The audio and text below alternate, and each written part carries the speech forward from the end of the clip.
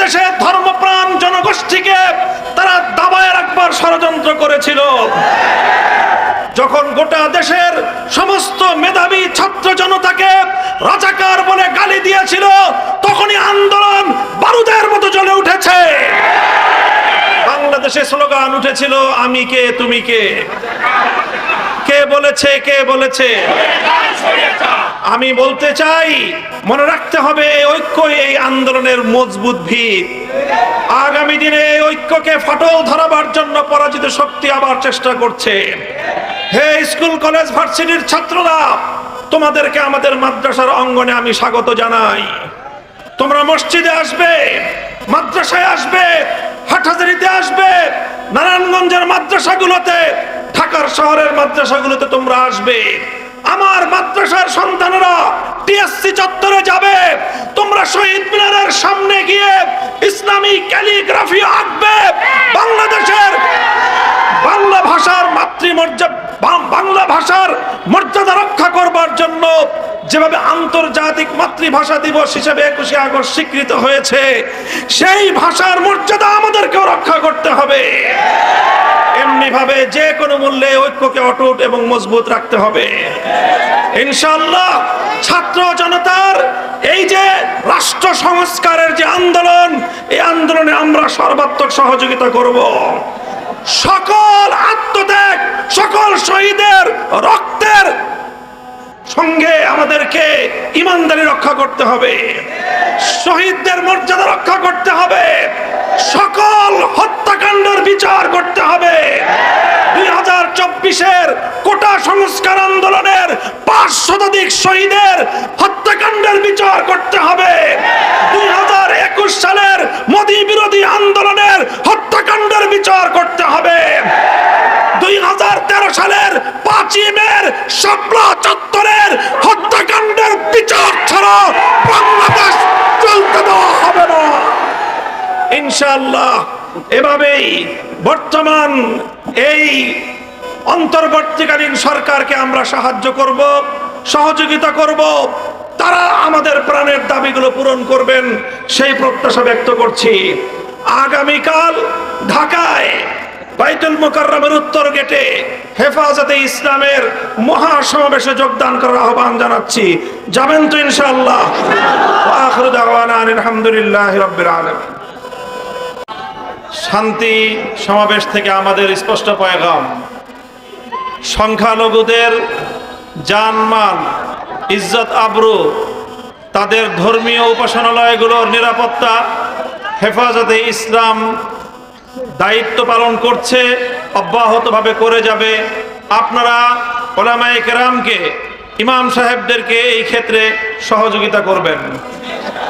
প্রত্যেকটি মার্কেটে, প্রতিটি ইন্ডাস্ট্রিয়াল এলাকায় নিরাপত্তা নিশ্চিত করবার জন্য যতক্ষণ পর্যন্ত আইন শৃঙ্খলা রক্ষাকারী বাহিনী স্বাভাবিকভাবে দায়িত্ব পালনে নিয়োজিত না হতে পারবে, দেশের ছাত্র সমাজ যেভাবে দায়িত্ব পালন করছে এভাবে দায়িত্ব পালন করে যাবে।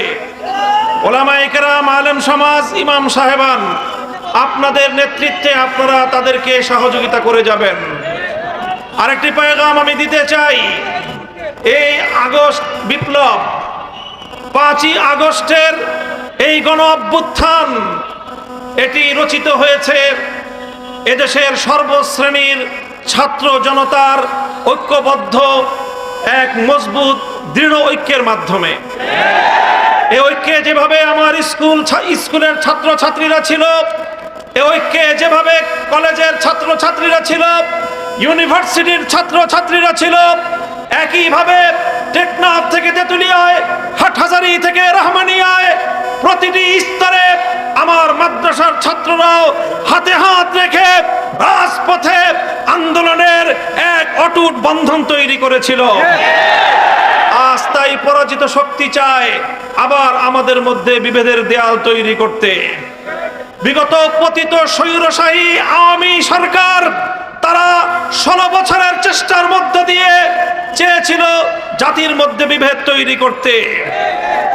স্বাধীনতার 50 বছর পরে এসেও তারা রাজাকার নাম দিয়ে এদেশের ধর্মপ্রাণ জনগোষ্ঠীকে তারা দাবায় রাখবার ষড়যন্ত্র করেছিল। যখন গোটা দেশের সমস্ত মেধাবী ছাত্র জনতাকে রাজাকার বলে গালি দিয়েছিল, তখনই আন্দোলন বারুদের মতো জ্বলে উঠেছে। বাংলাদেশে স্লোগান উঠেছিল, আমি কে তুমি কে। কে বলেছে, কে বলেছে?